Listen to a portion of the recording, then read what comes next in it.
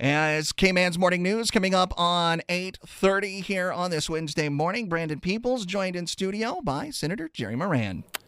All right. Yeah, thank you very much, Senator Moran. Good to see you here this morning. Good to see you. I was hoping you'd say on the air that it's an unexpected surprise. That's true that I'm in studio, but it was a pleasure, or it's a welcome surprise. I hadn't been in the studio for a while. I happened to be in Manhattan today, and I'm glad to be with you in person. Yeah, we're glad to see you here. Thanks. Thank you for showing up. It's actually better than phone interviews. Sometimes phone calls drop. At least we're have you here in the studio. We know that we're not going to drop. Unless your technology falls apart. Yeah, exactly right.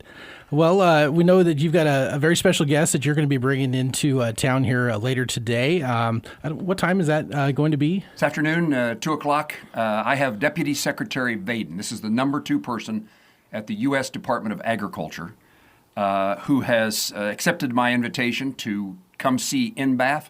The very first conversation I had with the Secretary of Agriculture, actually before she was Secretary, she came to my office looking for my vote to be confirmed as the Secretary of Agriculture.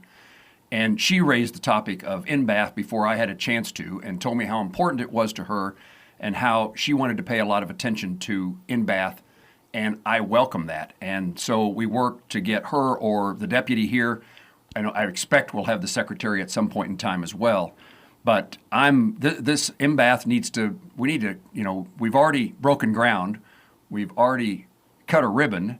It's time to get it fully operational. And what's happening here is that they are closing down Plum Island off the city of New York out in the water for animal science research at high-level security.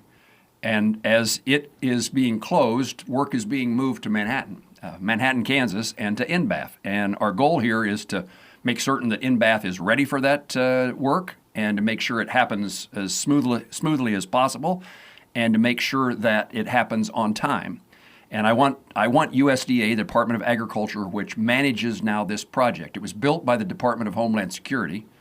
It was handed off then to the Department of Agriculture.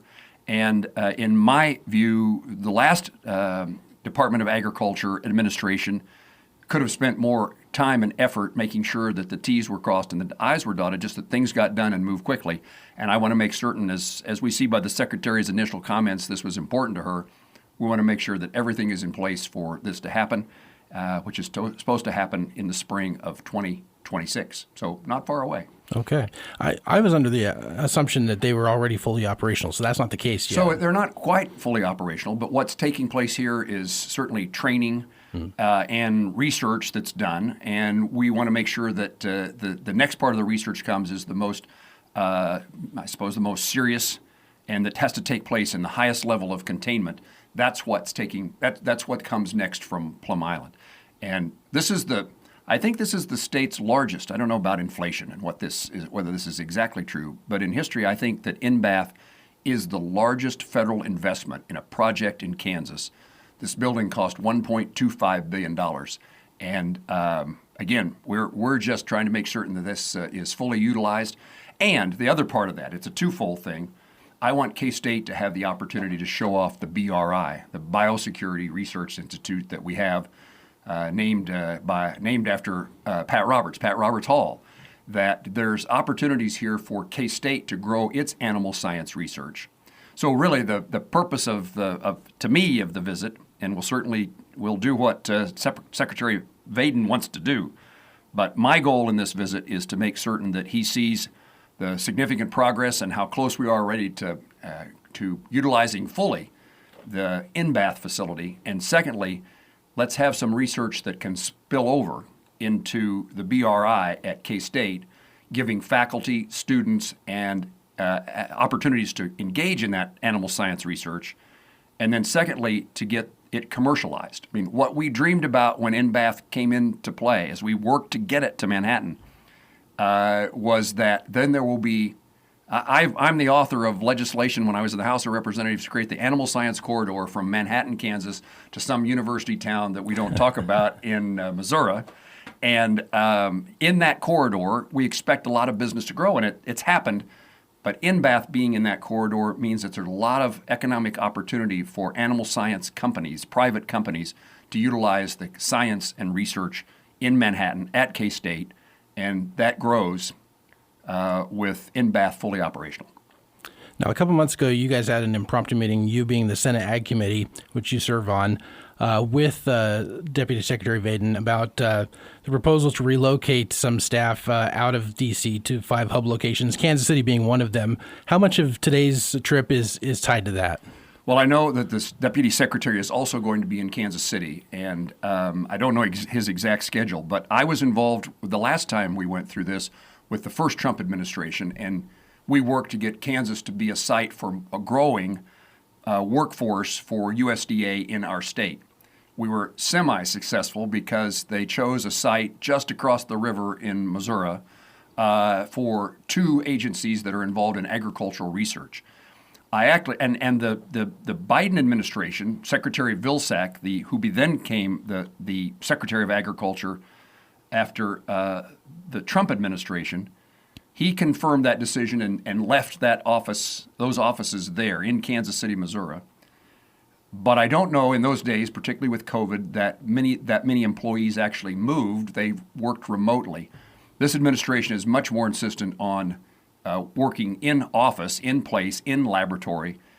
And so if we're able to grow the USDA presence in Kansas City, then I think there's actually a lot more benefits that will come from that. It will have actual people working in Kansas City.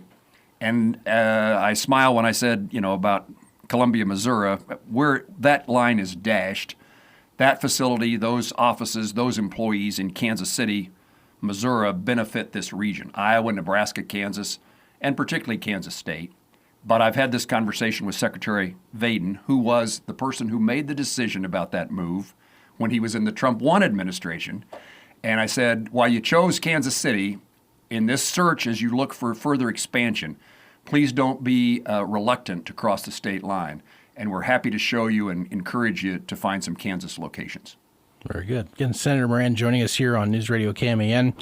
This will be as I understand, it'll be his first trip to Manhattan to see these facilities. What questions do you hope to answer for him today as he tours the facilities? First of all, in touring NBAF, I think he will be amazed at the science, the technology, the security, the safety issues that have gone into this $1.25 billion project.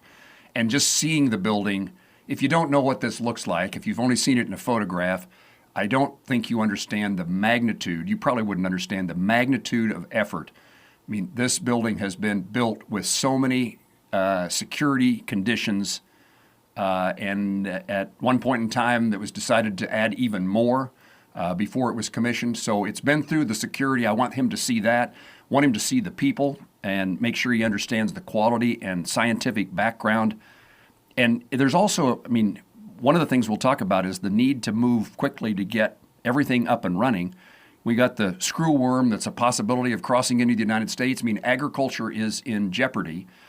The idea of NBAF came about by a commission that was created after 9/11 who said we're not safe and secure in our food supply. NBAF was one of their recommendations after, I don't know what the number was, 27 sites applied to host NBAF. Manhattan, Kansas was successful, and we celebrated that. But I want him to see this circumstance that has a lot of opportunity that we need to make sure is fully utilized. And then secondly, and perhaps as important, I want him to see Kansas State University as the agricultural university that it is. I saw I can't say I heard it on KMAN, but I read it in the Manhattan Mercury, which is like the same thing these days, about K-State's agricultural program being in the top 5 of those programs in the country. I want him to see what we have here. And we've been, Jerry Moran and my work in agricultural appropriations has been working to create greater funding and improvements in the School of Veterinary Medicine.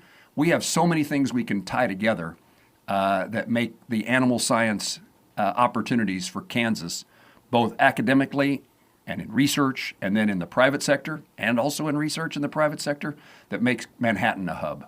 I want him to know that. All right, very good. We've had a pretty good sample size here under Trump 2.0 here. We got harvest season coming up now. Farmers still struggling here. Do you see that this president has the ear of the farmer right now? Or how would you evaluate how? I used the month of August to travel Kansas. I put 40 900 miles on my Ford F-150. I shouldn't brag about brand, on my pickup truck. And I've spent a lot of time both in talking to people about healthcare, hospitals, that kind of thing, as well as farmers. I think this is among the most difficult times that I've ever seen as an elected official for those who produce our food, fiber, and energy and agriculture. The input costs are so high, and the commodity prices are so low that the profitability in agriculture is absent. That's a very damning thing to Kansas and to rural communities, but really our entire state. In addition to that, we've had a drought which has handicapped farmers. They're not in as good a financial position to take on the financial challenges that we have today, because things have been so lean for so long. Now, we've had rain across much of Kansas, and it's pretty wet. I was out as far west as Oberlin yesterday visiting communities, and it was raining, it was green, there was water in the fields. People are in good moods about that, but the reality is we now have bumper crops as a result of that, and that means greater supply means lower prices. My view is, we've done a couple of things. There were a couple of emergency programs that were passed by Congress in December, and there's money flowing to farmers through USDA to help tide them over. But we also need markets. We're going to make the case to the president in the near future about the importance of E15 year-round, using more agriculture in more ways in renewable fuels. But also, this issue then falls to the topic of conversation about tariffs and what that means to exports. And it is hard to overcome the loss of China, particularly in corn and soybeans, as a market. And they bought zero, and they were our largest customer. So I think farmers are giving the president the belief, they have the belief that he will negotiate a deal that brings that market back. And I just would encourage the president to strike those deals as quickly as possible. I one time had a farmer he happened to be a farmer, but he was really making the statement about, let's just forget the rest of the world and just take care of the United States of America. And I understand that sentiment, but knowing this farmer, I said, so if we'd ignore the world, what 40% of your wheat acres do you not want to plant, cultivate, or harvest? The point being, we produce more in the United States than we can consume. And we earn a living in Kansas in many ways, and certainly in agriculture, by what we export someplace else. And so if we want profitable farming, if we want another generation to come or stay on the farm, we have to have those markets. And we need to get these trade issues resolved in a way that benefits agriculture in Kansas and across the country. All right, very good. Again, Senator Moran will be hosting Deputy Secretary Stephen Vaden from the USDA. They'll be touring BRI and NBAF a little bit later today. Anything else you got coming up on the calendar? Well, I'm home this week because of Jewish holidays, and I'm using that time to get around across Kansas. And I'm happy to be in. But the surprise of me being in studio is not a problem for the technology of KMAN. But I'm pleased to be here and have the opportunity to have a conversation with you. All right. Very good. Well, we're pleased to see you, and certainly don't be a stranger. We'll see you sometime down the road, I'm sure. I like that. Thanks. All right. Senator Moran again on News Radio KMAN. Back to you, Swick.